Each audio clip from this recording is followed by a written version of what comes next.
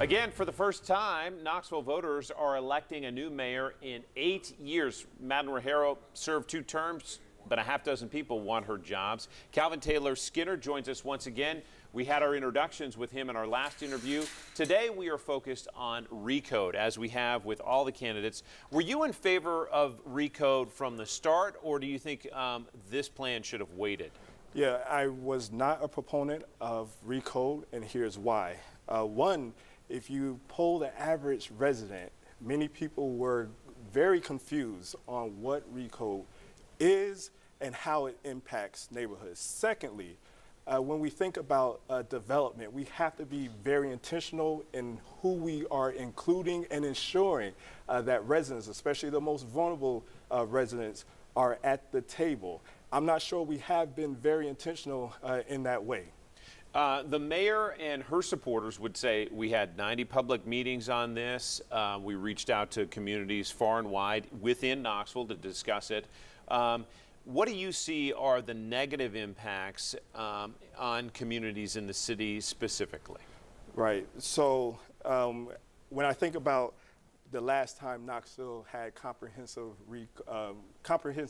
zoning change, that was urban renewal, and that decimated a whole community, so much so we're still seeing the impact of that.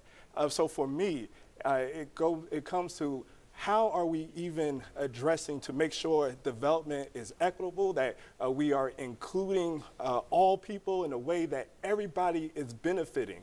There's a lot of question marks with that, and when I think about even the moral arc of the universe being long, as Martin Luther King said, he talks about it bends towards justice. When we think about development, it needs to be ensure that it's justice driven, and which means it has to be right and fair for everybody. One of the things that's been discussed with this rezoning is increasing density, especially closer in the city. That's my understanding is arteries like Magnolia or arteries like Sutherland, the idea of being able to add more housing and more businesses in those sections is sort of part of this idea. Do you see that as a good thing? Absolutely. I'm all for development. I'm all for progress. But again, we have to be intentional on who we're including.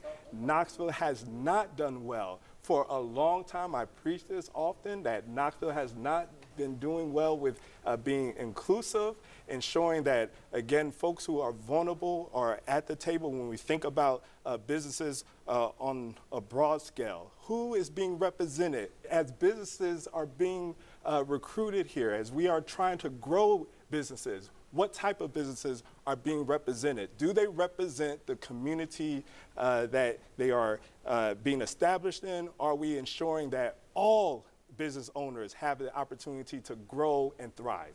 Mr. Skinner, appreciate the conversation. We're certainly going to have you back for more. Again, thanks for your time today. Thank you.